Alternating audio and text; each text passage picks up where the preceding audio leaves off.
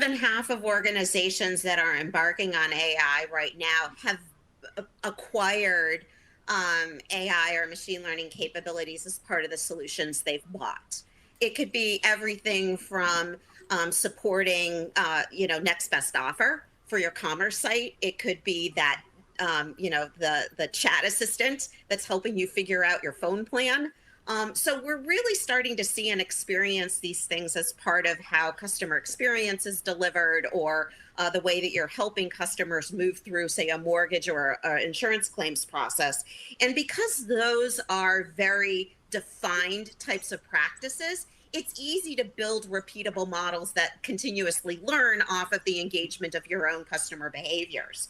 The other percentage are working in areas that tend to be a lot more complex and applying AI to business problems that you may not have touched before, because that's a lot of complex business logic or a lot of regulation and a lot of risk. And it's hard to wrap around a lot of deterministic rules for that. But now we have the ability to take advantage of new algorithms to help us wade through a lot of that complexity. And we're starting to see that come up a lot in the industrials. So oil and gas companies are getting visual simulations that at one point tell them where are their challenges and maintenance that needs to be done on equipment that might be on a platform, on a drilling platform, but at the same time that they're demonstrating that in a visual simulation and digital twin to say, what should my next action be for maintenance and asset inventory? It's also coming in on the other side to inform,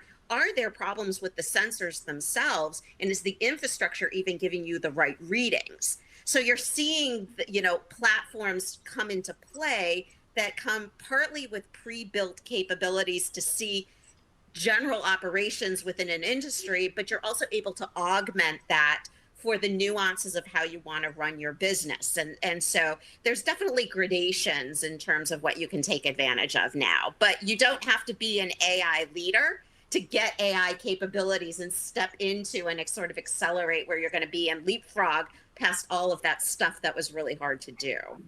We recently did a study of 1,200 companies around the world. We did it during second quarter during COVID. And I would say the data was slightly better than this, in the sense that about 20% of people felt they had AI projects and programs in production. And to Michelle's point, a very heavy emphasis. Leaders were heavily industrialized. Automotive was surprisingly number one in that space, due to both manufacturing and in-car and connected car experiences. But generally, not far off this.